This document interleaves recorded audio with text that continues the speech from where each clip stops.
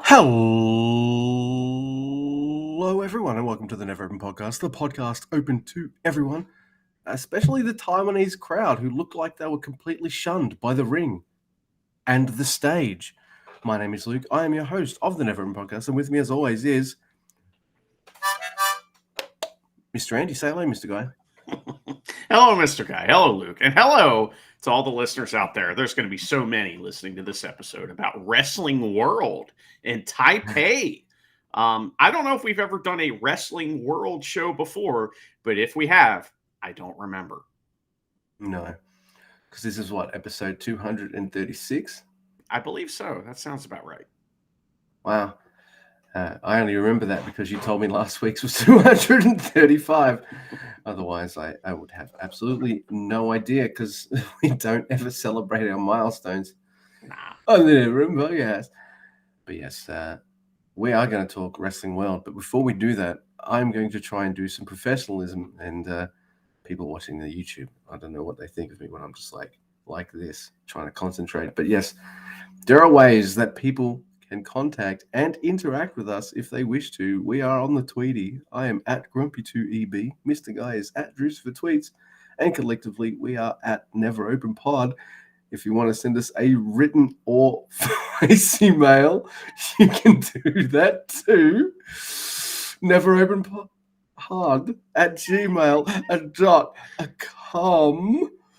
Also, if you've got any of that Sasha Banks money, kick it our way. We have a Teespring store where you can get merch that'll make you look never as fuck. And you can see me trying and failing not to laugh as Andy distracts me with Grogu toys as I try to do this intro. You mean Baby Yoda? That's what the official name is on the everything. So it's Baby. I know what the. Okay, all right. Sorry. Grogu. Who calls Grogu Baby Yoda? Fuck out of here, man. But yes, I have this Baby Yoda nightlight, and it is tremendous. But anyway, I'm scared of the dark. I can't leave it plugged in though, because that's always on. Because I keep it so fucking dark in my part, so it just kind of sits over here for me to look at and fuck with you with. But anyway, Luke, this show was at a place called Zep New Taipei. All right, and I have to talk about how I watched this show because it's kind of funny. So I woke up. This show started at 4 a.m. for me, and I'm like, am I gonna wake up at 4 a.m. for this show for the Stank Belt tournament? And I'm like, nah. So I'll just get up when I get up, and usually that'll be right around the main event. So I get up, I do my thing, I walk over to the TV, I turn it on, and immediately the tournament winner is celebrating. Spoiled on the tournament, right? So I was like, that's funny. And we'll talk about who wins and all that. But then I'm like, okay, well, I'll watch the rest later. So we had recently done a pay-per-view, right? And so usually one of us buys that, and then we log into that person's account. And so you were still logged into my account when you watched the Wrestling World show. And apparently you had stopped and fast forwarded every time that somebody won. So I start the show, and it's the first match winners are celebrating, right? So I'm like, okay, well, that one match got spoiled in the main event, and it happens every single match except one, Luke, and that was the only one I cared about. So it was just pretty funny because every time it switched to a new match, it was like, oh, well, they won. All right, cool. I think I know what the match was too, and because I wasn't going to skip any of that, I wanted to see everything, even if there was nothing to see. Usually, it is true. I did accidentally spoil almost the entire Wrestling World show to Mr. Guy inadvertently. I didn't realize I was still signed into his account. So yes, I was telling Charity how I had to tell Charity how it's all broken down into chapters now and all that kind of stuff. And if I feel like nothing is going to happen, I'll go down to the little bar at the bottom and I'll use it to skim. I'm like, Is anyone coming in to beat the shit out of someone? Is there a promo? Oh, nah. I'll just press skip. So I must have done that for every match except I'm going to guess Doki versus Kosei Fujita. That's right. Yeah. Yes. You know, I mean, how many times do we have to watch an Lij entrance? You know what I mean? We're gonna skip a little bit. It's gonna happen. You know what I'm saying? So I mean, it's like I'm not mad at you. That was pretty funny. Naito's coming out. I'm gonna make some dinner. Exactly. You got plenty of time, or just skip. But so this show, I believe Walker Texas Stewart did the commentary live via satellite, and he did a pretty good job. It was too loud, but it wasn't outrageous, right? And everything else sounded pretty good. But Luke, tell me about the ring setup and like, you know, how this place is like a middle school like theater or something like that they played or that they were at. It's kind of interesting. Right. So first up, there was no English commentary when I watched it. Really? So you must have. There must have been. So he wasn't there live. He must not have done it live. I think he remotely did it. That's what I said. Oh, did you? All right. So yes, he remotely did it, and it wasn't available when I watched it. So you waited the extra day, so you got the extra English. I just hit play. So, you know, that's wild because you had been listening to the Japanese commentary on my account. So why didn't it just go to that? I never really understand the rhyme or reason on what it defaults to, because half the time it defaults to whatever I don't want. That's what it defaults to. It's true, because a lot of shows I'll have to go like, oh, it's Japanese, but it was English last time. All right, fine. Must reset or something or shit itself whenever there's a show with no English commentary. So it'll go to default Japanese. So when there's a show with English commentary, it's the default Japanese. I don't know how it works. Well, but dude, this place, right? It does look like it's at a fucking high school play, because the stage, like the whole show faces the stage. Where's the fucking crowd? Behind the stage. You don't see in front anyone. Of it, you know? Yeah. Well, they're in front of it that way, but like the way this film is filmed and presented, it might as well be a show with a fucking crowd track on it. I don't know.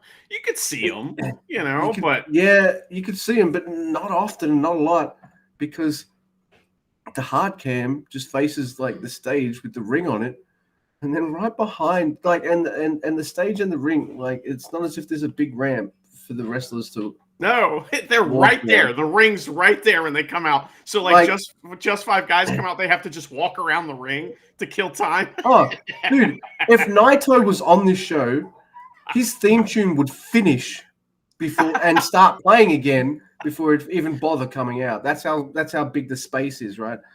So, and then to make it even more distracting as I'm watching it, because there's not that much of a gap between, you know, where they come out and where the ring is. Well, right above where they come out is the fucking Titantron. So I'm feeling like I'm seeing them wrestle, and at the same time seeing them wrestle up here, and I'm down here, and I'm up here sometimes, and it's a little distracting. It is the weirdest setup I've ever seen. It's kind of like Kurgan Hall a little bit, where everybody's on one side, but what they do at Kurgan Hall, they have that little stage, and the ring's set up in front of the stage. In this situation, it's set up on the stage, and there's nothing behind it. So, you know, it's like but it's kind of interesting because there's this rule in filming that wrestling loves to break, and it's the 180-degree rule. And the idea is that if you are filming something like two people, you have to stay on one side of them. All right. You have to stay 180 degrees away from the other side, or however that works. I guess that's half of a hemisphere. And so you got to stay on that one side. And then your eyes aren't confused when all of a sudden you're looking from another direction, right? They actually followed that rule for the most part for this because the camera guys couldn't really get behind the ring. So it actually was interesting in a filming way, you know, but is it interesting in a wrestling way? I guess we'll find out, you know. Well, I also thought you could barely hear the fucking crowd this whole show. So it's almost as if the Japanese production staff went to America and made that show fucking smooth as silk. and then the American production staff went to Taiwan. Oh wow! So Wilma sighting. Yeah, Just ran by. Wanted to do a little run in there. there you go. There's wondering everyone what's on the floor right there behind me, and it's driving you mad. Just a little moo cow toy that she likes to. It's Wilma's toy. Murder over and over again. Oh my goodness! But yeah, it's a weird setup, and I am also going to say this a weird show, befitting. It's such a weird setup and a weird show that it is totally befitting that this would be the night to crown the new Stank Belt champions. Yeah, they knew what they were doing. They know what they're doing. But this place is kind of like the Dark City setup too. So that's the other reason why I can't really see the crowd. But one thing I do want to mention is that I know this is kind of off subject, but I swear to God, I'm going somewhere with it. If you like have been seeing online, maybe you don't watch it, but maybe you're going to see it every once in a while. There is a bunch of new camera type angles and entrance kind of setups and different ways that WWE is filming their entrances now. And it's kind of cool. Like they're doing things where like a guy pushes the camera and the camera runs down a hallway and then is in the ring area. And it's like, wow, it's amazing. So it's like they could have been doing this the whole time. But anyway, so I don't know if New Japan's trying to do something like that, but at the beginning of the show, they do all kinds of cool, like artistic shots to start the show. Like they always do that thing where they'll be like, the titles maybe sitting there and it's in the foreground and in the background you got all the lights in the ring, but they did something like that where the camera moved a little bit and it was like, guys watching WWE. I think so. Well, I'm glad you described what the entrances look like because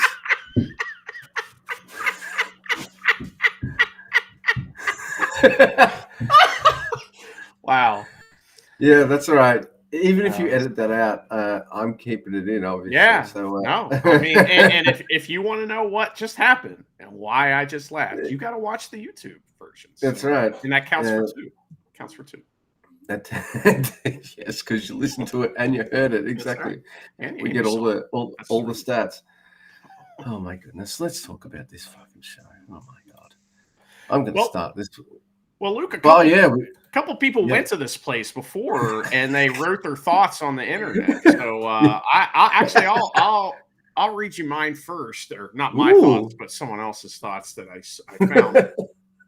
And I will mention that I saw several reviews that mentioned this like blinding light, and it kind of reminds me of whenever that happens at WWE. I don't know why I'm bringing WWE up again, but it reminds me of when, like you'll be watching WrestleMania and everyone's like bitching about some light and there's blinding light like on the above the ring that's like blinding everyone. Apparently they have two of those at this venue. So just wanted to give you that little background before I read it. So thank you.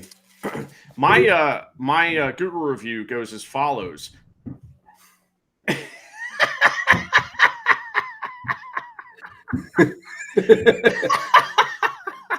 All right. So there are literal caution emojis, 2 caution emojis, and it says, your eyes will be blinded by direct, strong light on the 1st and 2nd floors. So be careful if you go there. 1 star. 2 lights, 1 star. I assure you there were 4 lights. I mean, that's true. That's true. Wilma. All right. I thought it would be nice to put that TARDIS in the background there, but all right, no, she's not going to fuck with it. Okay, cool. Oh, yeah. Luke's dog, I'll give you some play-by-play, climbed the couch, inspected the TARDIS, and then thought better, That was really nice of her. Andy, she doesn't really bother us when we're doing podcasts and stuff. This is the first time, so Andy's kind of liking it. You don't get to see one. Well, you invited her. We tried to get her on the podcast, and she said no at first, but now she wants to be on. So that's right. She's like, I haven't taken any notes. I'm nervous. All right, don't worry about it. We'll carry you. Don't worry. We'll. Yeah, that's right. All right. So I also have a review of the Zepp New Taipei And it goes as follows. The audio equipment is terrible. The agency sucks. It's rare to have a concert in Taiwan. I can't get high at all. 1 star. Can't even get high at the concert venue. No, nothing. How you gonna enjoy the concert? Exactly. Just saying. Yeah. Know what I'm saying? But you know. Now, Luke, did you see that we had the small ring again in this show? What's going on, man? Why can't we get a regular sized ring to these other shows, Dude, man? Dude, you can't tell me they're not making so much money that they can't afford. Hear me out. I don't understand. Hear me out. 2 rings. I'm sure they had many rings. It's just like, why can't we get one out of Japan? That's the issue, right? Those extra 2 feet or whatever make it like so expensive to ship that it's just like, fuck it. You know what I mean? We'll just go with the indie ring. Put it in a truck. If Chumpy's driving the bus, who drives the truck? Well, I think he drives both somehow. I don't know how. You know, because like I actually picturing him driving the ring truck is way funnier than picturing him driving the bus for some reason to me, because I've known several promoters that drive the ring truck and it's just always seeing funny. I don't know why. It's just funny. I don't know why I can imagine like Chumpy like flying around a corner and then like the ring truck just goes like this onto like a whole bunch of young lions. It wouldn't be his fault though. It would be Makabe's pissed off now because now he has to set up the ring. Well, he's the one. He's the one who walked out in front of Chumpy and made him stop the truck and Rex. So because he was just eating a cheeseburger, minding his own business. You know? Oh my god, fucking Makabe! Oh my god, he's everywhere except on this show, which is called Wrestling World 2024, which is I don't remember the last one, but I gotta make sure we, you know. There may have been many wrestling worlds. I just didn't research that. I looked up Google reviews. Okay. I mean, how far away is Japan and Taiwan? Is it like really Wrestling World? Isn't it more Wrestling World when you go like further, like to America? I don't know. Taiwan's part of the world. Yeah, but it's like it'd be like I don't know. And now it's part of the wrestling world. So. Yes, it is, and we start with a match with 2 gentlemen called Toyu and Axe Wang. So puzzle wrestling. What is that? Puzzle Dojo, you know? I like the name of that. That makes me interested. Yeah. Well, I was like, I'm watching this match. I'm thinking like, this is all right. This is fine. And then Axe Wang does a really cool rolling German suplex. And I'm like, I like Axe Wang. So guess what happens, everyone? Can you guess yet? Can you guess? Yeah. I saw someone doing a move I love, and Toyu wins with what I think might be an Okada neckbreaker, but instead he slams Axe Wang instead. Like he gets him up in the like and folds the head like he's going to do the Okada neckbreaker, but now he just slams him down. Yeah. And then I was disappointed because like the dude that I was like, oh, I think I like him. Yeah, he's jobbing, isn't he? Yeah. He's stole Taichi's move. That's not cool, man. You know, no. Black Mephisto. But Toyu is Axe Wang's trainer, right? So they're both from this like puzzle dojo or whatever. And so Toyu is the head trainer there, and Axe Wang is a product of the school. Why not put him over? Thanks, Toyu. Wow, what a make Toyu sound like a complete asshole. That made me laugh. I was like, why? What the fuck? So you know why? Because Toyu's like, fuck you, it's New Japan. I'm winning this match. I want to look good for New Japan. Oh man, that was really funny. Well, Axe Wang was the heel in that match, so you know, gotta get the good guy to win. I'm sure that was the thought. I'm sorry, but anyone who's named Axe Wang is a face in my eyes. Yeah. And that's all there is to it. I don't know. I think it's the opposite. But anyway, we get a video package to catch us up on Sakura Genesis and set up all the storylines for this show and Luke, the Stank Belt tournament. And we start off our show with the first Stank Belt tournament match, and I'm so fired up. Anyway, it's Toru Yano. We got Tanahashi and Bolton Oleg versus Akira, Great Khan, and Newman. That's my new thing. My new favorite like entrance is whenever like he says Newman. It's pretty much evil. It's evil, but it's Newman, you know. So same thing. It is true. It is, which I really appreciate. So you got crowd, 2 syllables. That's how your name's getting yelled out. It's happening. Well, and it's just like 2 certain syllables. They just work. But anyway, the crowd was kind of quiet for that first match, and I was a little worried. You know what I mean? It turns out they don't give a shit about Axe Wang, you know, but they do care about the Stank Belts and Tanahashi and Yano. They love Yano. They're chanting his name. It's wild, you know. So I love it. They're just chanting his name for no reason. I think they're chanting his name because his entrance was so long, and they were like, "Fuck yeah, that's impressive." So. Look at the accolades on this guy. Right? We got to cheer his name. Look at this. It's great. We're going to buy his DVD. So Tanahashi and Newman, they start, and Newman pulls the Ace's hair and gets booed. And I'm like, okay, this crowd's booing, you know?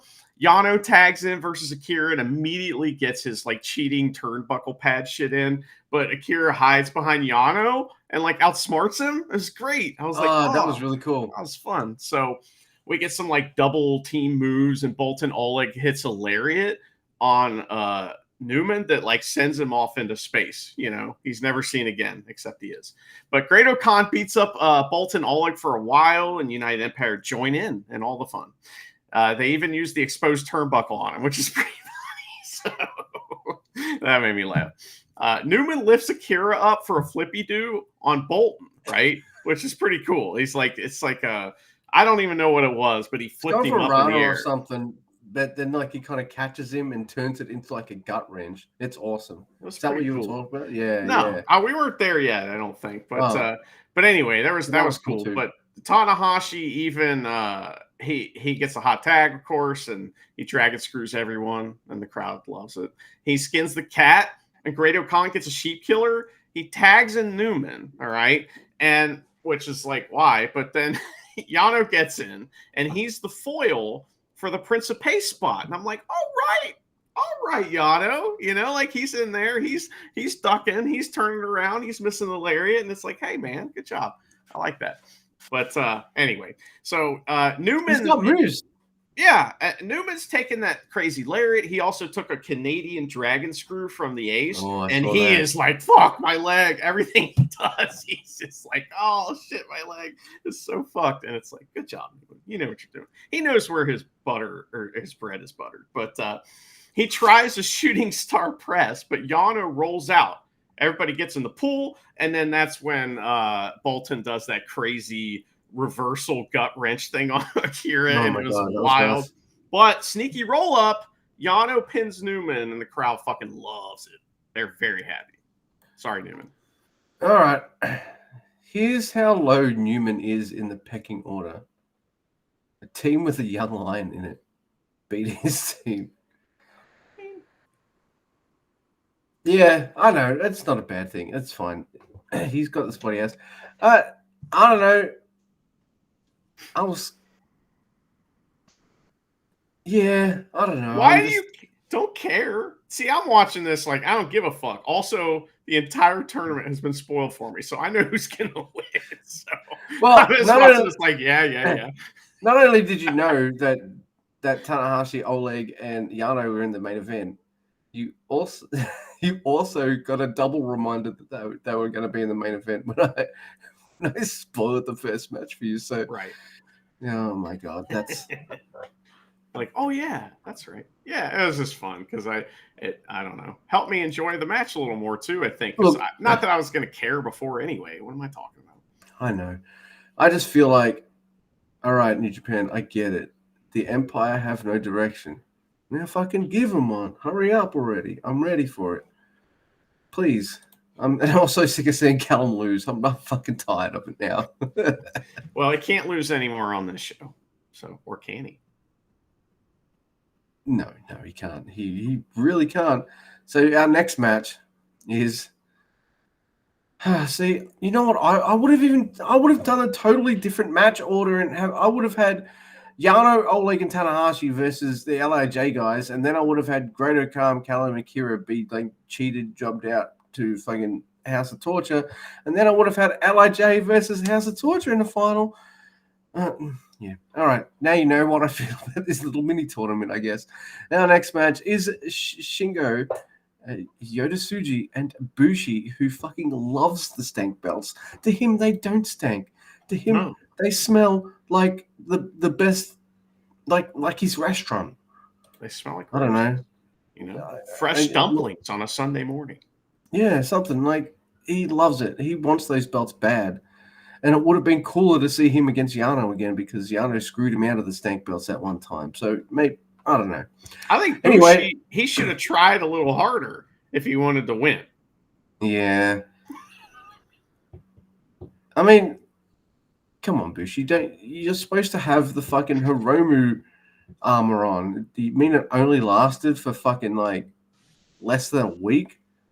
Man, Doki's Hiromu armor is still fucking shining bright from what I see. I think it's going to get stamped out at Dontaku, but we'll get there. Anyway, Shingo, Yoda, and Bushi, they're going to wrestle Evil Show. That fucking asshole, Yoshinobu Kanemaru. And guess what? Shingo comes out. I know you don't care, dude, but it feels good when one of my favorite wrestlers in the world has my favorite title. Oh, yeah. So I care about that. It's like some kind of like planetary alignment thing that, the stars are aligned and everything's right with the universe, It's also pointing it out because the Never title is back to normal. Oh, Shingo cleaned it.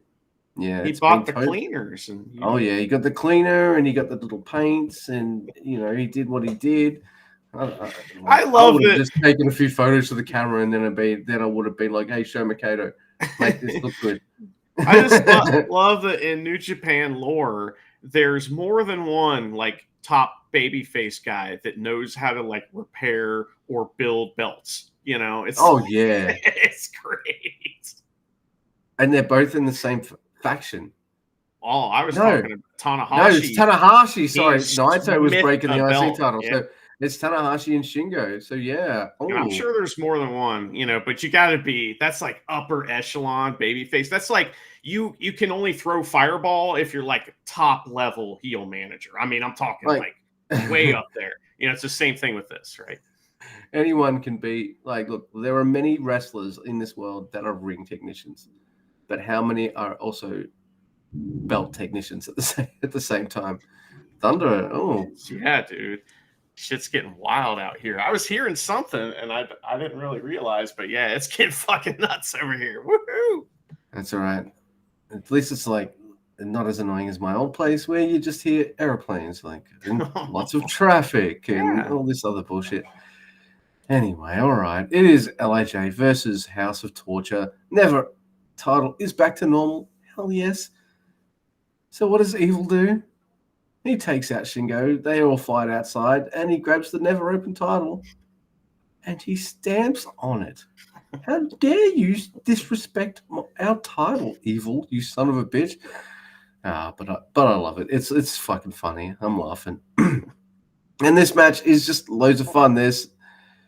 Oh my god, we get more Shingo versus Evil, which is always good, and always got fun ways to reverse each other and shit. We got Show just taking a long ass LIJ beating where he just bumps like a crazy man. This is a guy like Show, right? Before he does this bumping around the heel stuff, I thought he was like the strongest junior there was, and he was going to be like the junior Never guy. But now he's just bumping like a crazy man, so I love it. He even taps out to Bushi's new hold, which puts it over. So like that's nice, leading into Best of Super Juniors. But no, the ref is distracted because Evil wants to bring a chair in for some reason. By the way,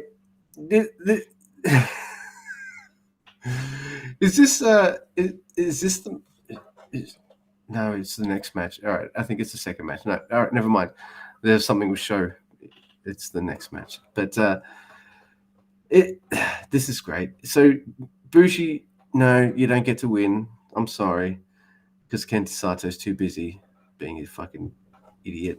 There's a whiskey spit and a spanner and a shock arrow on Bushi. Oh, poor Bushi. He's lost his armor to the champion. So he's back to being regular old Bushi again. That's our Bushi.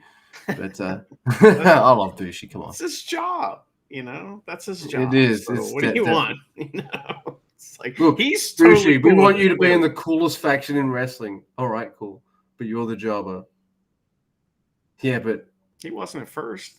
He got all kinds of titles. And then all the stink belt reigns. So, oh yeah. every once in a while they'll give him something, You know he covets those stank belts, though, right? Doesn't he have a junior title for you going on? Yeah, So there you go. something. I don't know. Anyway, yeah, the junior tag belts. That's what it is. So, The junior stinks.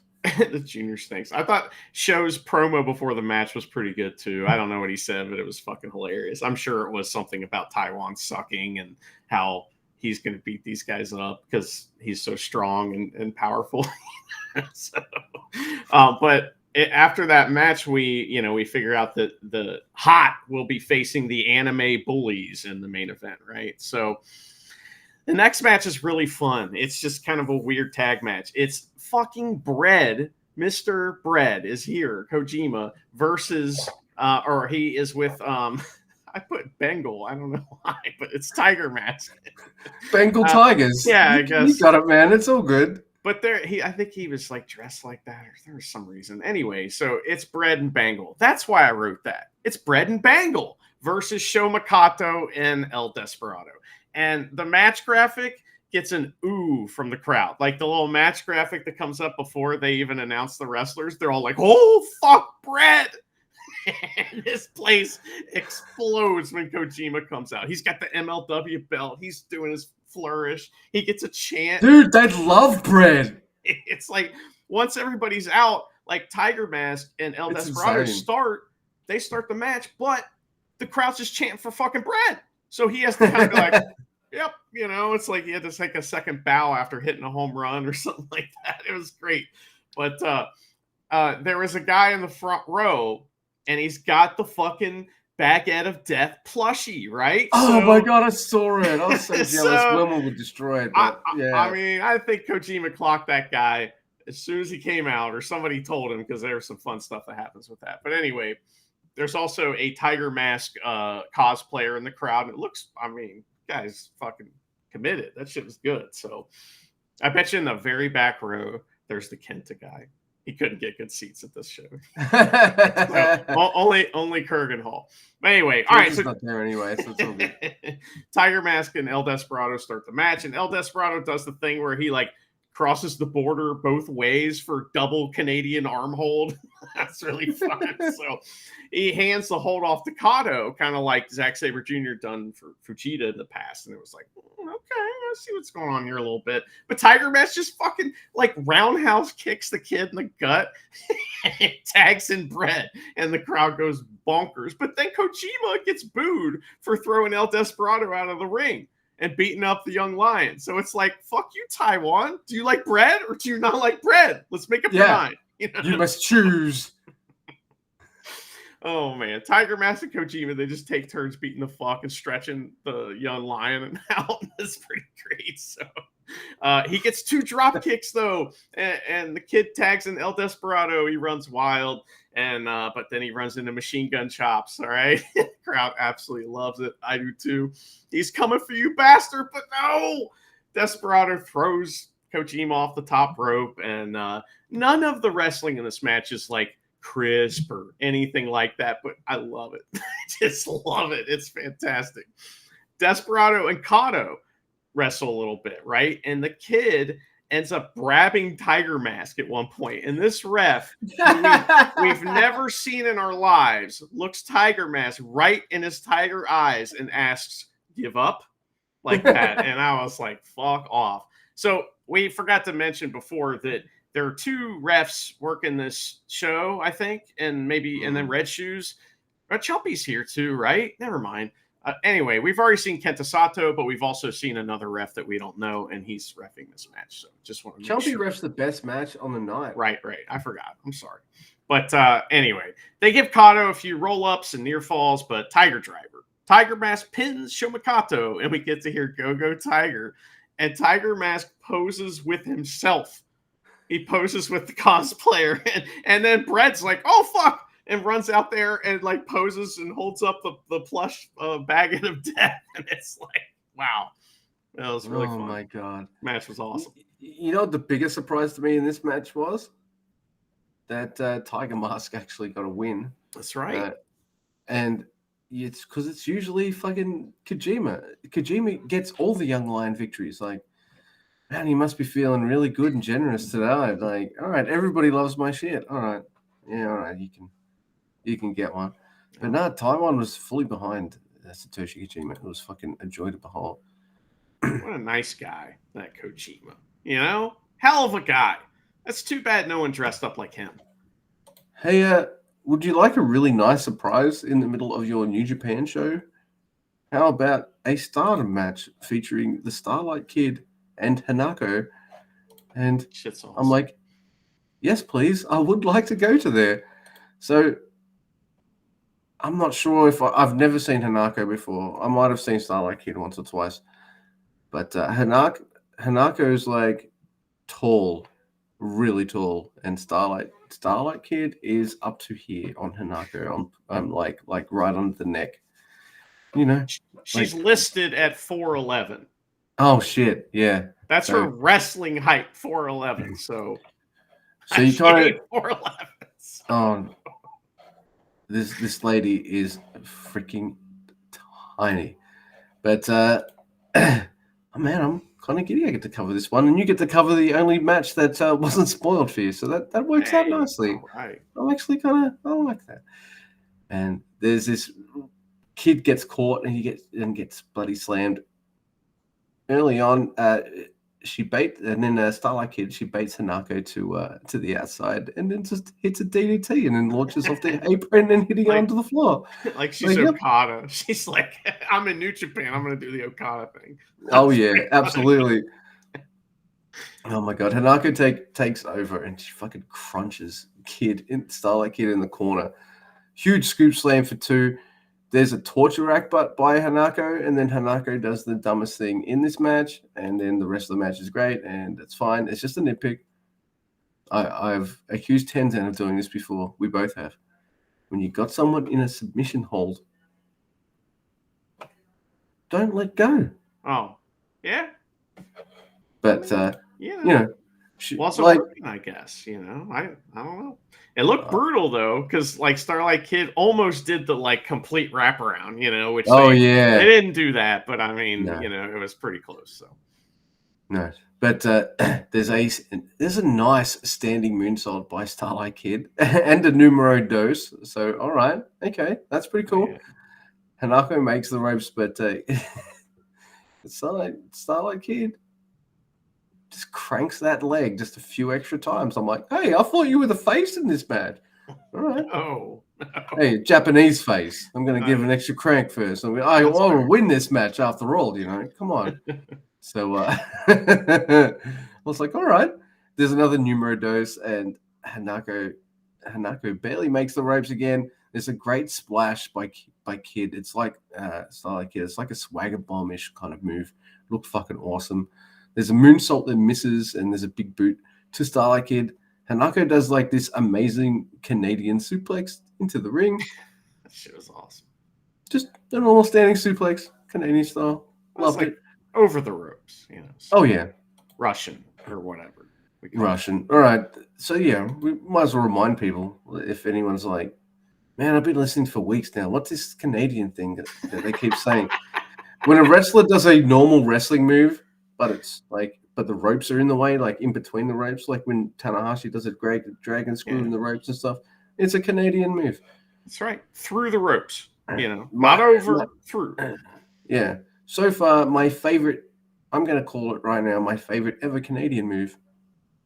The only Canadian move that isn't involving the ropes is the destroyer, of course. Right, but that's Then otherwise it would be a double Canadian. So we'll see somebody try it.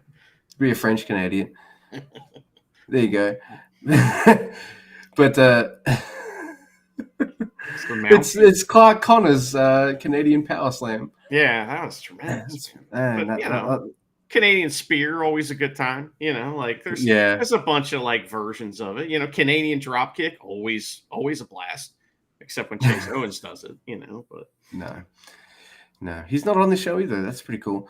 And Hanako does. Hanako does not allowed in Taiwan for some reason. That's right. I don't know. I have no idea what you're talking about. Anyway, Hanako, yes, she did that Canadian suplex. I love suplexes. Have I ever mentioned that? There's a huge electric chair drop on Starlight Kid by Hanako. And it looks huge because Hanako is really tall. Starlight Kid is not.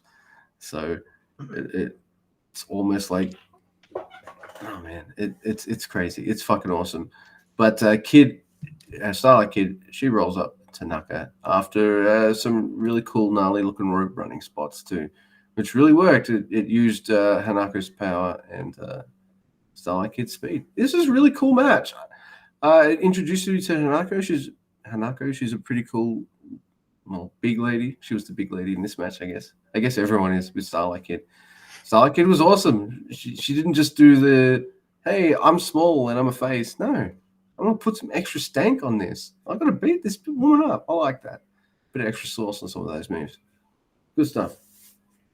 Yeah, I think she's a heel in Stardom, I'm pretty sure. Oh, really? Yeah, because she used to be like Starlight Kid Light, and now she's like Starlight Kid Dark. I think. I don't know. I could be talking out of my ass, but I think I remember something like that. But I thought that was like, there was like awesome psychology in this match where, Starlight Kid's so tiny, so she tries to run the ropes with Hanako and she's like, nah, and just starts stomping her feet, And I was like, great. She uses like, that ruse to get her out on the outside. And I thought something else that I really liked is when they build up to the like bouye spot where they're both hitting big forearms on each other. Starlight Kid is taking a running start every time. Like everything she does, she has to, really put over that the other person's much bigger than her and, and hide the fact that they're helping each other. And I thought she did an awesome job. And it also is hilarious when she gets suplexed because it's tiny. She is tiny. She looks crazy. So, but I don't know. That was one of the best like Stardom matches we've had in New Japan in recent memory. I mean, I guess there haven't been that many, but that one was really good. I guess that we just saw the Stephanie Vakir match, and that wasn't Stardom, but it was. I don't know. I'm enjoying this. Hey, New Japan, you want to actually do some of these at like Korakuen Hall or something? Like that'd be cool. I mean, they have. It's just been a long time, but now there's that new promotion, and I'm pretty sure and I don't know, man. I'm pretty sure that old boss or whatever didn't like Stardom wrestlers doing other things in other companies and stuff. That's fair. Yeah, well, but he's gone now. So which was the reason there wasn't any Stardom women at like Forbidden Door and things like that. Yeah. Which is kind of crazy to me. But I think that door's going to be open. I'll put some Stardom. I think they'll have some Stardom ladies this year. I hope so. I mean, they've already, done a good job of every time they're out of Japan, they have at least one women's match. So, and this one was tremendous. So, yeah. Keep bringing these ladies. It's awesome. We're loving it. Yeah, hell yeah. Well, next, Luke, it's not a number one contenders match. This is a match for the IWGP Junior Heavyweight title, right? Hell yeah. It's funny. Walker Texas Stewart's on commentary, and he says something about like Doki walks out, and he talks about Doki's never been, the official holder. Doki's holding the belt. He's literally holding the belt, so he is the title holder. That's just if it's good enough for House of Torture, it's good enough for motherfucking Doki. Like that is the way it works. So, I just want to make that clear that this is not a number one contender match. But he won by count out and ref stoppage. Like fuck you, put the belt on Doki. So, this match is Doki versus Fujita. Now, Ref Marty Asami knows how important this match is to us specifically. So he drove the bus all the way to fucking Taiwan to ref this match. And I was pretty happy to see him. So Doki, of course, is holding the title as he comes out, and Fujita uses the Kanemaru Gambit, Oh yeah. motherfucker. So that was despicable, but it was kind of awesome because it's like he's putting Doki over by doing that because he's like, oh fuck, I better try to beat him quick, otherwise he's gonna kill me. And it's like, yeah, that's kind of that's accurate. So so Doki does the splits to duck Fujita's dive, and then Doki dives on him for a double count out right at the beginning. It's like, fucking A, this is on fire, like right away. So Doki runs Fujita into the ring post on their way back in the ring. He's like, let me help you in the ring. And it's kind of like Al Bundy when he's like trying to see one of Kelly's boyfriends out the door and runs him into the fucking side of the door. Into the door or down the fucking... on the stairs, yeah. I love that. That was great. So there's a chin lock for a rope break, and Marty keeps looking at Fujita and going, give up! And it's pretty funny. So Doki's on top, just getting heat on Fujita for a little bit, right? There is an awful spinning heel kick from Fujita to start a comeback. Wasn't even close to Doki. And Doki's like, oh, my arm! He must have clipped me on the elbow or something. Wasn't even close. That was really funny. Maybe his shoelace did. Maybe. All right, so Fujita's chops don't work that well on Doki because he's wearing, his like armor tank top thing, right? Which is so funny. And the reason that he wears that is because his pecs are so big and he doesn't want to make Sonata and Taichi jealous, right? That's true. So it is true.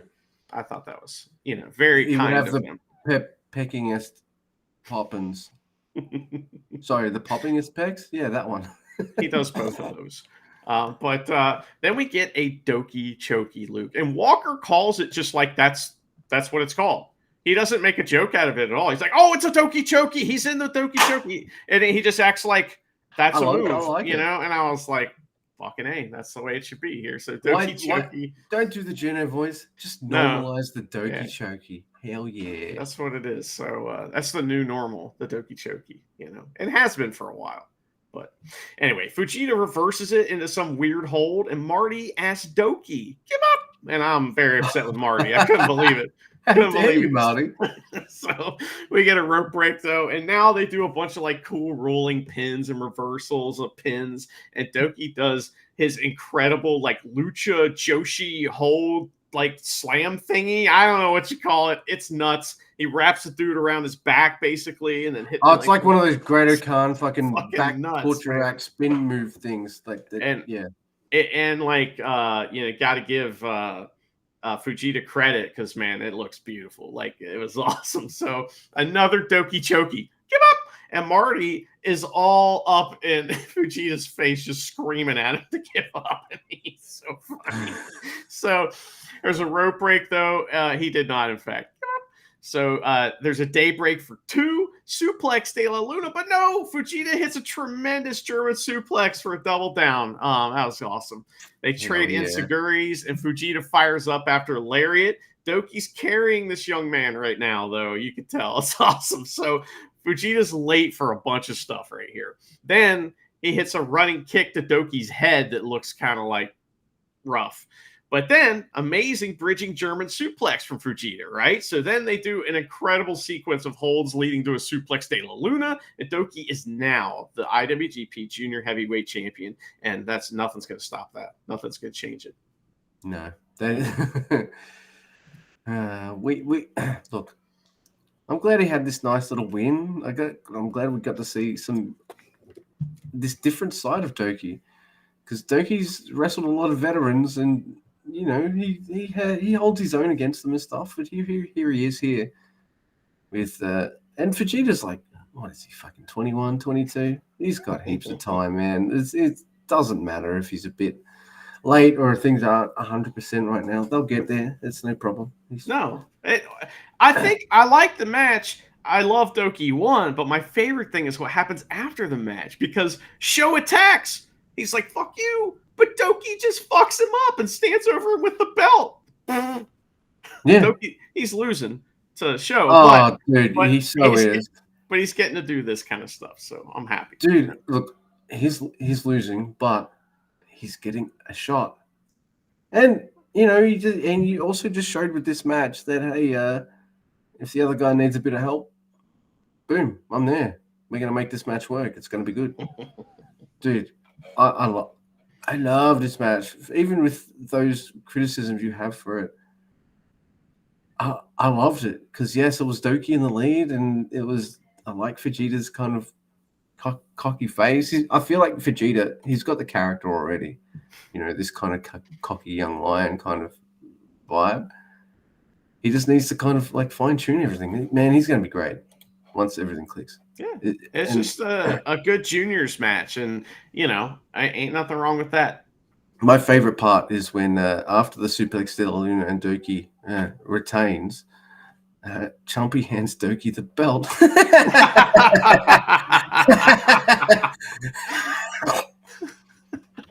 That's fantastic. He knows what's going on, He's like, well, I guess this is yours. Okay. Yeah. All right. So I guess it's my man. Can I just pretend we didn't cover that match and then me read out my Doki Vegeta notes? Because I love that match. All right, fine. I'll talk about it. This is a match that did not wow me, and I thought it was kind of boring. And it is Team Bishamon, that is Yoshihashi and Hiroki Goto versus Sonata and Yuya Uemura. We get tag title music. It's kind of good. Yeah, the tag titles have a really good theme, unlike another set of titles we'll talk about here in a minute. But Luke, can I interject and ask you a question? Because I made a realization while I was watching this match, and that is that the headhunter is maybe the worst move in New Japan that isn't a Tongaloa move. So Yoshihashi has both of the worst moves in New Japan. Is there anything else you can think of? I mean, that's my question. I think not off the top of my head. I mean, Teton's corner lariat. That's pretty shitty. It just looks like he slipped out the ring every time. Yeah. What about Fujita's dives? Like his dive? That's pretty bad too. But that one dive that he did. Now we're gonna judge him for life. Never forgive, never forget. Remember that one dive? Yeah, what year was it? Who was he wrestling? It doesn't matter. We know it exists. That's right. So thank you for that. Look, we didn't really cover the news because we just went straight into talking about wrestling. So I'll cover a tiny bit of news right now. And that is, there's going to be a new Tamashii show in Sydney and Melbourne. Oh man! And I was what? Who are they gonna announce? Like, who will be on the show? I guess I'll let the cat out of the bag because oh man, if it was Sonata and Yuya, so excited. Be different, but it is going to be Yoshihashi and Hiroki Goto, and I'm like, yeah. So here's what happened last time I went to one of these Tamashii shows, right? We had Shingo over here, Goto there, and then over on the other side, we had Kyle Fletcher hanging out with Robbie Eagles. So got my photo with Shingo, nodded at Goto, and then got a photo with Kyle Fletcher and Nara and fucking other guys. I'm just like, look, awesome Goto. I'm not paying $20 for a photo. I'm sorry. I've only got one of the $20 dues, and it's going to the Dragon, and he had the King of Pro Wrestling title on his shoulder and stuff. Yeah. It was cool. I'm sure that other more exciting wrestlers will be announced, but it is really funny that they're like, guess who's going to fucking be here? The Fisherman. And you're like, oh my God, I got to get a ticket to see the Fisherman. Yeah, so it's it's in a couple weeks' time. It's around the same time as Resurgence. So it's I don't know who they're going to announce because most of their top guys are going to be over in the States or something. I have no idea. But there's a bit of an important news that I thought I would put in the middle of, I haven't even started talking about this match yet. All right. I guess this all is me stalling because I thought this match was boring, everyone. I'm sorry. Yeah, you could just tell us who wins, It's up to you. This tag team title music, we got a slow start with Yoshi and Yuya. And I'm like, really, boys? Come on. We got to fire this up. This isn't a fucking heavyweight title match. Speed things up a bit. You're not telling a 40-minute story here. Come on. So it's a slow start with them. But I do get a nice little spot here with Sonata and Yu Uemura Irish whipping the fishermen into each other. That's nice.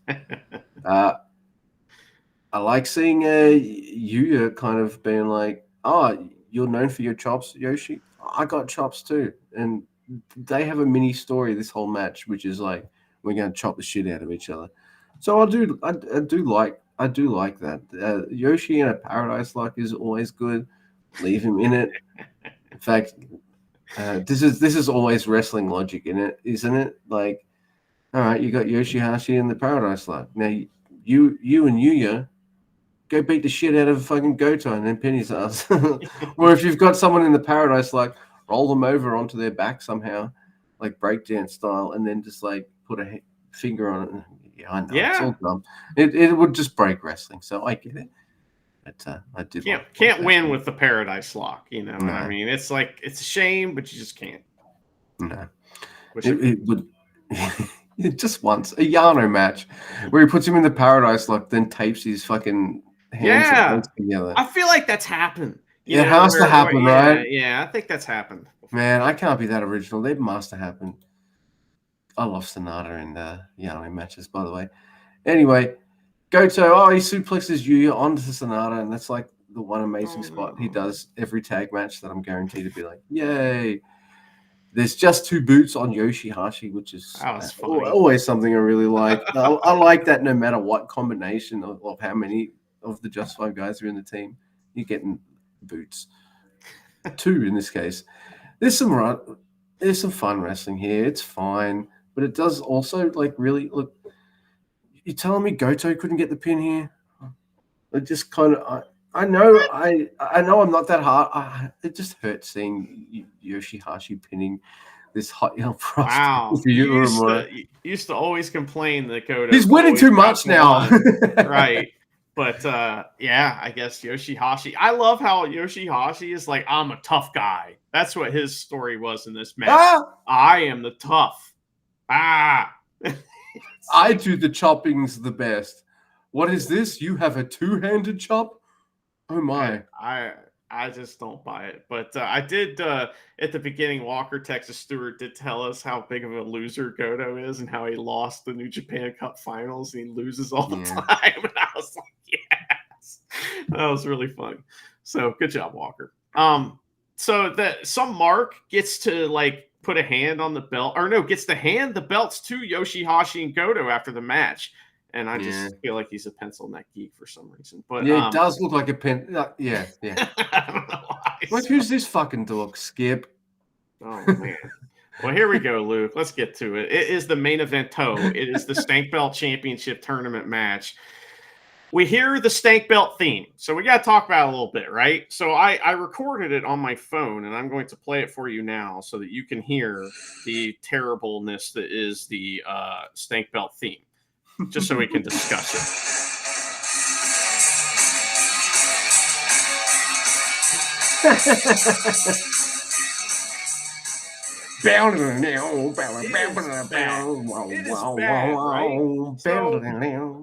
It's like it is bad. It's worse than our theme song. So I mean that's saying something, right? It sounds like it was done by Makabe's garage band. Right. Oh man, I absolutely hate it, and I was like, man, how fitting! It's the best theme song ever. So. Awesome. All right, sounds like the kind of music that would start like a WCW pre-show or something. Yeah, absolutely. WCW Saturday Night. It's in the 90s for sure. You know what I mean? Or in the like that, maybe the year 2000 or something like that. In the year 2000. All right, the match is in fact Tanahashi, Yano, and Bolton Oleg, the anime toughs, versus Sho, Kanemaru, and Evil, House of Torture. Hot pull a tremendous Kanemaru gambit at the beginning of this and tape Yano up, and I'm like, hell yeah, this is going to be fun, right? So they just beat the fuck out of the ace for a while. The bell rings and Evil wins, but oh no, it was Sho that rang the bell. Damn it, Sean. I was hoping it was over. But anyway, no. Walker pops himself by saying that Dick Togo isn't here and that people are seeking Dick all over the border of Taiwan. So I don't get it, but he loved it. So Yano gets a hot tag versus Me Kanemaru. too, obviously. and Yano and Kanemaru are the perfect pair. They're the mirror image of each other. It's amazing. So it's great. Evil helps, though, and House of Torture do more House of Torture things. They beat the fuck out of Yano. It's kind of fun. And because we know the crowd loves Yano, right? So they're all pissed off. It's working. Everything's working. It's fuck your arm to Yano, which is interesting. So Kanemaru proving to be prodigious, at the fuck your leg. And now he doesn't want to get hit in the nuts. Right. So yeah, that's what it is. They're working his take away Yano's fucking finishing move, which is the low blow. That is tremendous. That's great psychology. House of Torture matches don't have psychology. Yes, they do. It's funny. So big match, Bolton tags in, hot tag, and he's about to gut wrench Evil, but House of Torture interferes. So he double suplexes him and then gut wrenches Kanemaru instead. And that was fun. There's a huge belly-to-belly from Bolton, and then a low blow from Evil on Bolton. So Bolton's out of commission, and then House of Torture beat the shit out of him. Kanemaru does the karate dick chop, and Walker can't say dick contact, so he's kind of mad. Not in Taiwan, can't say it. So no, it's not allowed. It's not dick either. So Kanemaru to dick contact. He didn't go there. You know what I mean? He just let it go, which is like great. We always talk about, if you can't do the combination cabron, just don't try. You know what I mean? It's all right.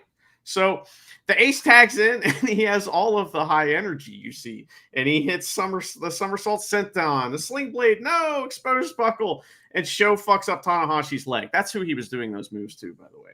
And Evil distracts Red Shoes while Sho gets the spanner. And that's another ruse. That's like a second step to this because it is then Tanahashi dodges that only to run right into the Suntory. Surprise. Roll up, but Bolton Oleg makes the save. Double low blow from Yano. For somehow he still was able to muscle through and get low blow on Kanemaru and Evil. Sling blade on Sho. You can't fly flow. And Tanahashi pins Sho. They are now Stank Belt champions. Hiroshi Tanahashi and Toru Yano give Bolton Oleg his own little anime jacket, and they pose. What the fuck? You have a fucking Kanemaru right there. Why is your junior champion taking the fucking pin at the fucking the grand final of your Stank Belt tournament? What are you doing? Pinned by Tanahashi. Yeah, I know. But why did it have to actually be Sho the junior champion? Why couldn't it have been Kanemaru? Right, he's right there. Gotta keep him strong. For what? I don't know. Also, I don't care if I'm a baby young lion or the most experienced young lion on earth. I see Bolton Oleg get a title, and I'd be, as a young lion, really pissed off. That's happened before, though, right? That the young lion's been a Stank Belt champion? Absolutely. Yeah. Name one. I don't know, but I know it's happened. It's had to have. I'll look it up later. Speaking of young lions, Bolton Oleg just makes me realize I miss young lions I like more. And that's... sorry, he's good. He's gotten great. Like I like him. The gutter and stuff is awesome. But I miss the tag bros. Broken arm young lion and tall German guy. He broke his arm again. It's his collarbone this time. But yeah. Oh, I hope it's not the same arm. It's fucking terrible. Oscar Loab. That's his name. There we go. But they were wrestling in Germany a bunch, and that's where Oscar's from. They were in the WXW 16 karat or whatever it is, the big tournament that they have every year. It's like one of the biggest indie tournaments of the year. And so, I can't imagine what Oscar Loop's entrance might have been like at that show. I'd love to watch that because that's where he's from, so pretty cool. Crowd would have gone fucking nuts. Wouldn't have been able to hear his music or something like that. That'd be pretty cool. Yeah. Well, so you didn't like the stank belt result. So yet another tournament that you didn't like the result of. Is that correct?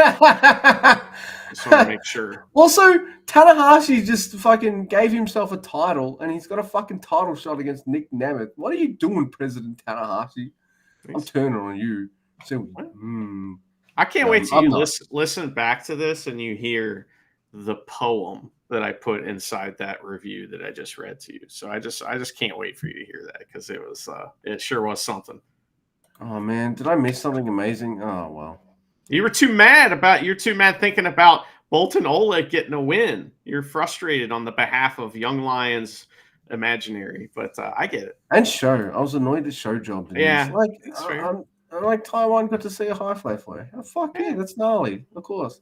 I mean, Yeah. he took Bolton Oleg's finisher and the high fly flow. That's pretty good, you know. But he's the junior champion. Yeah. People were fighting over his fucking title earlier in the show. My brain hurts. It's gonna be all right. Oh yeah, it's all right. All right, they move in mysterious ways. It is true. I like that. Right. That's a good one. Great guitar. Yeah. So New Japan has announced every match that's going to happen through Wrestling Don Taco, and it's a lot of matches. It's insane, and so like we have to talk about some of this, right? The schedule is for this is important. So like there's 1 million house shows on this tour. We're only going to get a few televised here in April, and then Wrestling Don Taco is in early May. It's on like May 3rd, but there's 2 big shows. The 2 big shows will have Jon Moxley on them. The others will not, right? So the Wrestling World in Taiwan show just happened. We have 3 shows next week on Monday, Tuesday, and Saturday, which are Road 2 shows. And then there's Wrestling Satsuma no Kuni, which I guess is, I don't know. I'm sure that's... Yeah, there you go. All right, so that's something we've probably covered before. So that's a Chinese show, I guess. No, mandarins. That's what a satsuma is. Oh, I'm sorry. Well, do you have satsumas? They're like we don't call mandarins. They're like little oranges. Yeah, I don't know if we call it that. So it's okay. Well, I sound dumb. I'm sorry. That's all right. There's probably something else that's satsuma, and I'm just making it up. But no, I don't know. I think that's something we've seen before. Don't you remember something to do with mandarin oranges, or was this just some weird thing that the? No, we've had a satsuma show something before, but okay. Well, that's on the 29th, so that's the next week. But anyway, there's a few of these like Road 2 shows, and they also have some cool stuff kind of streamed in between them as far as different things on these shows. So, like for example, for some reason on the April 23rd show, it's like a Bizarro show where there's a bunch of singles matches, including Hiromu versus David Finlay, Naito versus Dan Baloney. Shingo versus Clark Connors, Bushi versus Gabe Kidd. Oh man, that's gonna be fun. And then Tsuji versus Gato. Holy shit! And then a bunch of other just wild things on that show. That's interesting. I think Gato's not too long for this world. That'll be fun, man. Oh my goodness, yeah. We also got all sorts of fucking gnarly matches coming up. We got that junior title match, which, yes, I know, Show's probably going to... It just makes sense to have Show be the best of Super Junior champ, and then at Dominion, he gets fucking dethroned, right? That just makes the most sense to me. But by Doki. Yeah, that's right. But Doki actually getting a title shot, like, I'm so happy. And Don Taku's not some tiny show either. It's a good spot to be in. I'm so happy. It's not bad. Yeah, it's not bad. We're gonna get a stank belt defense too on one of these shows, and it's the anime toughs versus hot, so that'll be fun. We also have a tag team title rematch for some reason. Oh yeah, gotta get that in. Kenta and Chase versus the Fisherman. Tanahashi will also have another title match in one of these shows with Nick Nemeth. I'm just happy to see Nick in Japan this time for a Japan show. For real. Yeah, he's done really well. there's also a bunch of like LIJ versus Bullet Club matches on these shows too that Yeah. we'll see, because like there's like I think there's at least 2 5-on-5, and hopefully one of those will be elimination or something. That'll be fun. But those are always good. I don't know. Looks like we got some fun stuff to look forward We've got to. a faction warfare night coming up at some point as well to look forward to. So I don't know what that's gonna. I think it's a lot of 5-on-5 kind of matches. So that's gonna be a lot of fun as well. And then obviously we've got Ren Narita, who's he's not beating Moxley, but it's going to be fun seeing Ren Narita get beat up by John Moxley. Definitely. Because they've and excuse me, bless you. I'm losing myself because like I'm sorry, we haven't mentioned like the most important match on all of wrestling Dontaku. It's Gabriel Kidd versus Shingo Takagi for the Never Open title. Who wins that? I don't care. Yeah. That'll be good. I love both guys, so that's going to be just... Because, like, even when we've seen Gabe Kidd in singles matches, like, he's not there to cheat. He's there to fight, right? I mean, yeah, he's going to throw you in the crowd and hit you with chairs, but that's fair. You can do that to him, too, right? So it's not like... He's not. I think that this. He's like a Suzuki kind of cheater, like in that kind of respect. Just I'm hitting you because I want you to hit me back, kind of thing. So I think that's going to be fantastic and hopefully set the bar for what the Never title will be going forward. We also got the Zack Sabre Jr. versus Jeff Cobb match, and that's going to be cool. Suji versus David Finlay, there's gonna be a lot of stuff on these. That'll be fun. Wow, I wonder why we're getting Suji versus David Finlay. Because they were supposed to be in the. That's why. Yeah, it was probably supposed to be the final. Who would have won that? Would you think David Finlay would have won? They still would have gone with Yoda Suji. I don't know. It's hard to speculate, man. And now Moxley's champion. So who knows what? Yeah. Oh well, it doesn't matter, does it? But yeah, lots of cool shit, and that's just all the Dontaku stuff. Like they're already looking ahead to a couple of weeks after that to Resurgence, when they've already announced 6 matches for Resurgence. It's in Canada, by the way, this show. So that's their fault. So it's almost as if I blame Canada.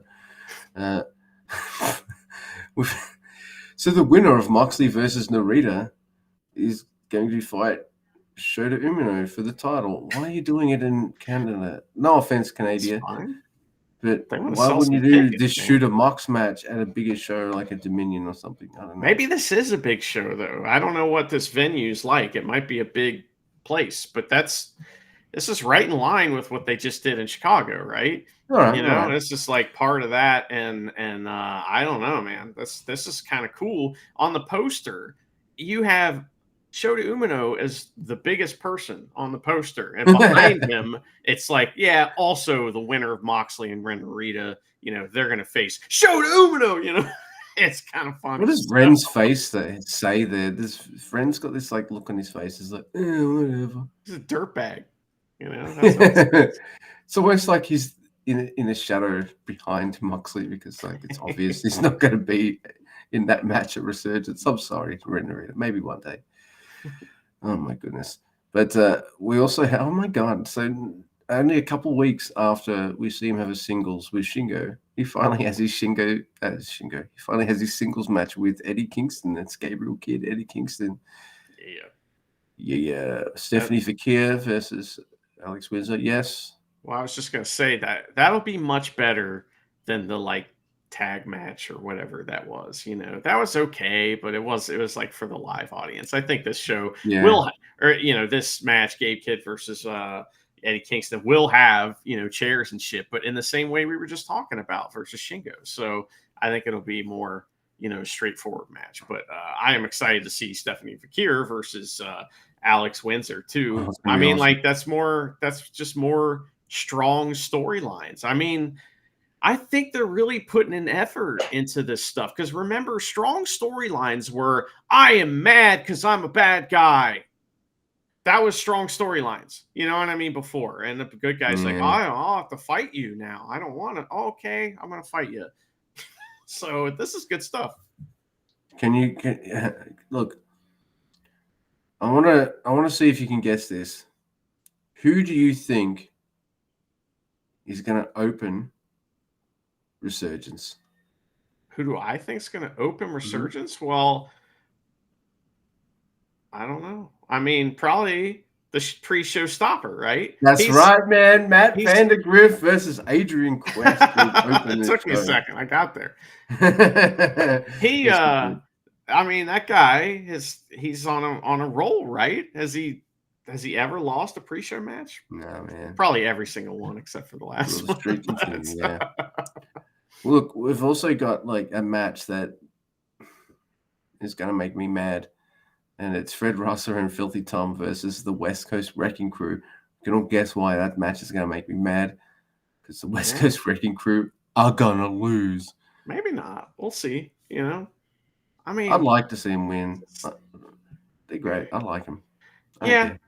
Well, that's the old strong, Tsuji right? and Naito versus David Finlay and Kenta. I'm like, okay, I'll take it. Like, that's going to be great, but that came out of nowhere. We'll see. Might be stories coming out over the next few weeks. I got plenty of time to do that. So yeah, there's some cool shit coming up. No offense, Resurgence and Canada, but I'm more interested in what's happening in Japan. Yeah, I mean, but at least this is actual stuff, you know? I mean, like, remember that time, like, they used to try so hard to write stories, but then they wouldn't happen. And you remember that time it was like, John Mox was like, I'm going to fight you, Tanahashi. And he showed up at Tanahashi's match, and he watched the match, and then nothing happened for like a year and a half or something like that. So at least with this is a cohesive thing that's going through the summer. And maybe, next year they'll have another cohesive thing to go through the summer. So, yeah, I'm into it. You say summer, but like I've got like my jumper on and had to turn the heater off before the show. So right. Well, that's where the shows are at in the northern hemisphere. So it'll be summer. Yeah. That's what I meant.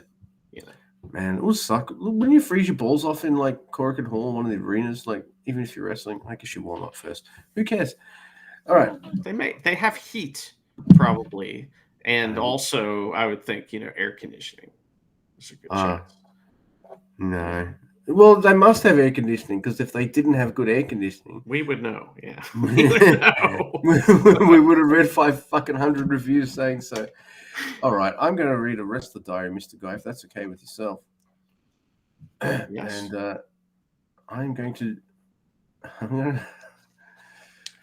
Look, it's not that I'm not high on him. It's just like, I don't know, my wrestling brain has shifted elsewhere. Now that I've seen Yoshihashi get his wins and have multiple title runs and do his fucking triple stank tournament win and all that kind of stuff, I'm like, all right, cool, you've had your... I'm moving on. It's calendar. You're done with him. You've used him up. You're done with him. I got you. You're too over now, Yoshihashi. I'm out of here. Like, you better when you did. No, yeah. He doesn't just win with butterfly locks and the other stank move, Karma, that he can never put on. He uses crucifix bombs and shit too. Anyway. He won his match on that show we just talked about with a shitty roll-up on Yuya. Yeah. I did say that match was kind of boring. Anyway, it's episode 192. It is called I Want to Doze Off. And it's this dorky picture of Yoshihashi in a cobblestone alleyway. It is dated March 27th, 2024. Let's do it. The New Japan Cup is over now, and I have some time off. This time, Goto-san was the runner-up. The semi-final match in the Kuriyama show before the final was Goto versus Sonata. Sonata was getting the upper hand during the preliminary matches, but Goto-san managed to overcome him in the tournament match and won in style. In style. Fuck off. Fucking boo. I was watching on New Japan World at the time, and I was so happy, as if it was me winning. Yeah, you're not winning. Yeah, right. He doesn't mention that Goto got a bye, and his other opponent was injured out. So yeah, he wrestled half a fucking tournament. Get out of here. I've beaten that dead horse. when it finally took. When it was finally time for the final match of the New Japan Cup, Goto-san asked me to be in his corner. When he entered the arena, I was standing behind Goto, who was in his white gown, and he was lit up with lights, shimmering. He looked very divine. Holy shit. Wow. Watching He him make... loves Goto. He does. He loves him. Wow. Yeah, I'm convinced. Watching him make... Dude, Yoshihashi is to Goto what Honma is to Makabe. All right, so I know I love Honma, and I like Yoshihashi more than Goto as well. So yeah, you know, well, it tracks. He's the Chidetti, clearly, right? But it's just funny how he just looks at Goto and sees a fucking, the blinding lights, just like that light in the arena, we were talking about earlier. Yeah, so. Except for Yoshihashi, 5 stars from him. Right. I was standing behind Goto, who was in his white gown. He was lit up with lights, shimmering. He looked very divine. Watching him make his entrance reminded me of the Goto versus Tanahashi match at Ryogoku Kurikan on 11th of November 2007. I was still a trainee at the time. I was seconding Goto-san when he made his entrance. It may be hard to understand when watching at home, but Goto-san's atmosphere and the sense of anticipation for him at the venue, it was so similar to what I felt all those years ago. It was like going back in time. Anyway, he did a good job in this match. Okay, that's it. That's nothing about the match itself. Anyway, he did a good job in his match. That's it. Yep. Then it was time for a break, and I bought a cut. Yeah, that's it. No segue. We're on to the next thing. Then it was time for a break, and I bought a custom-made pillow, something I had been meaning to purchase for years. It was the bread pillow, right? He bought the bread pillow, and he had a custom one made to make it look like Goto's arm, though. Got himself a fucking waifu. And he has to take it to the fucking dry cleaners because he can't get the cigarette smell out of it.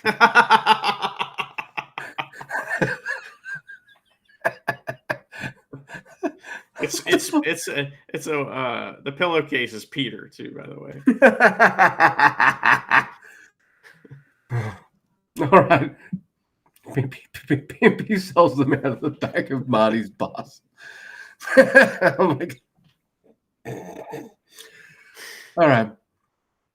Then it was time. I'm sorry, I read ahead a little bit. I'm like, what the fuck is this?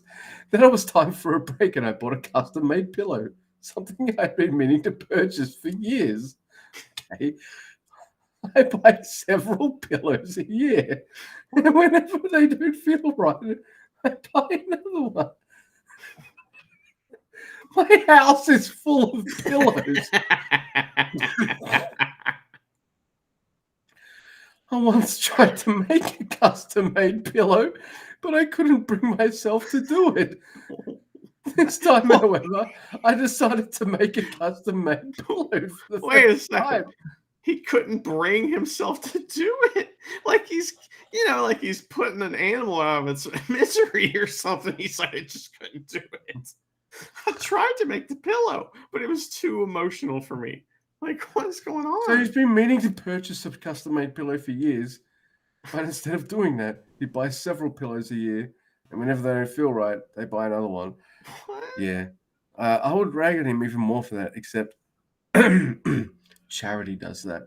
Oh. So, yeah. Is that a thing? I didn't even know that was a thing. Wow. Yeah. Okay. So also, let me also tell you this one sentence right here. Anyway, he did, like, this one sentence just is even funnier to me now. Anyway, he did a good job in his match.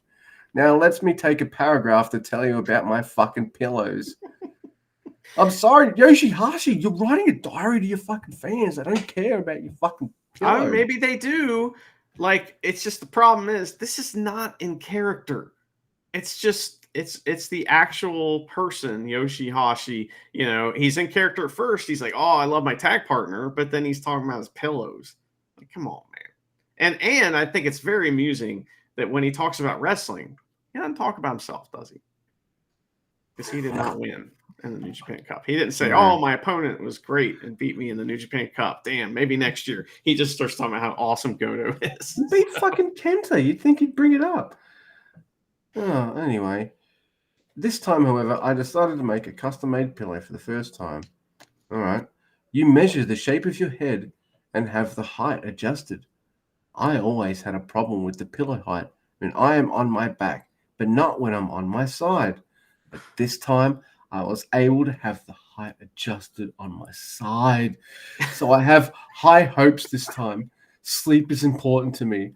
So it's important to me too, but I'm reading your fucking diary. So I'm happy that this will help me get a good night's sleep. Next time, I will start another new series, and I want to get fit with this new pillow. I wish me and you all good dreams. Wow. I mean, that started off with a bang. It was good. And then it kind of hit this like crescendo. And then it got boring where he's like, well, so here is the details on this pillow business. I'm not just going to tell you briefly about it. I'm going to go into detail. And that was boring. He wrote 2 paragraphs in character, which it finally ended with, anyway, he did a good job in his match. Now, let me tell you about my fucking pillow situation up in here. I know you're dying to find out if I'm getting a good night's rest. Yoshihashi never disappoints with the Wrestler Diary. It's always something. And we found some joy out of that one. So it's always something amazingly lame. Yeah, and it's incredible. And I that's another winner of the Yoshihashi Diary Chronicles. Put all these in a book, and I will just start from the start and just read nothing but Yoshihashi's. Get a Goto Diary book too. New Japan. I just made you some money. Also, where's the Taguchi undies with the number 69 written on them? Come on, man. Trying to make you guys money. I mean, not much, but if you're gonna do the idea, the Taguchi undies idea, aren't you gonna get like vending machines and put them on every corner? With fucking Taguchi underwear. That's actually, I can't remember if Taguchi undies was my idea or Jay. So let's err on the side of caution and say it was my idea. God damn it! But I'm sure she'll correct me if she hears this. Anyway, wow, we've done the diary. We talked about a fun wrestling show. No, actually, I had fun talking about the wrestling show. The wrestling show was fine. It was all right. Like the most fun I had was the realization that I inadvertently spoiled the whole thing for you. It was fucking hilarious, and that was funny. It's just something you just can't do on purpose. It's like just one of those fucking weird things. I thought it was funny. I mean, it was already before you even did that, though. I mean, before that even happened. The whole thing had been spoiled because I turned it on, and when I turned it on, they were putting the little jacket on Bolton Oleg, and I was like, "Oh, that's funny. I wonder why they're doing that. Oh, it's because they won." So, if any of you, usually we have our own account, so this doesn't ever happen. But if any of you listening to this have a New Japan Pro Wrestling account and you share it with someone, be aware that if they're not watching it live, they're going to watch, and you're not watching it live either. This might happen. I should have known because there's like a little progress bar, and I just figured. I don't know what I figured. I just watched it anyway. Hey, at least you didn't know who won between Doki and Vegeta, and that was actually the match I was most invested for anyway. Yeah, I couldn't imagine Vegeta was going to beat Doki, though. I mean, I was pretty sure. The only thing I didn't know is who was going to win the stank belts, and that's the only thing I didn't really care about either. So yeah, it was definitely a show that happened, but I enjoyed watching it because it's New Japan. Even if I'm not wowed by it, I'm still like, yeah. Well, we got that awesome Stardom match, and even though you don't like it, I think it's good that Bolton Oleg gets the stank belts. That's good for him, and there's a couple other things. Well, that's another thing. Like, all right, we've done it in American shows, and we've done it in American shows which have the strong name on it. Well, now we've done it for a New Japan show, even if that was in Taiwan. All right, let's bring a Stardom match into New Japan. Come on. Yeah, Dominion's coming up. I would imagine there'll be something. Also, Stardom. I have a way, and New Japan. I have a way you could get more subscribers to both of your services instantly merge them like Wrestle Universe, like that, like merge them so we get both. Together. No, they want all of the monies, all of the separate monies, and you have 2 streaming services rather than fucking one, because that's what we all need, Mr. Guy. I don't have time to watch Stardom. I don't have me time to neither. watch that other stuff. So I mean, as much as I'd like to watch it, I'm I choosing know. not What to. am I complaining for? That is true. I tend to watch, New Japan, and Dynamite will be my background playing video game show. But what happens is if there's too much if there's too much New Japan going on, I skip AEW shows. I'm like, I'm too busy for that. I got to do something, because you got to do something other than wrestling, right? Otherwise, you're just gonna fucking melt. Yeah. Anyway, I don't know. I get enough New Japan. That's fine. Yeah, that's my fix too. It's the best. Even when it's shit, it's still the best. I agree. I love it. We're definitely New Japan apologists. You are right. From that thing you said weeks ago. All There's right. nothing to apologize for. What do you mean? That's how deluded I am. So That's right. All right. So, kind of wish we had another show to talk about. Well, we don't. So, unless Mr. Guy has anything he'd like to add.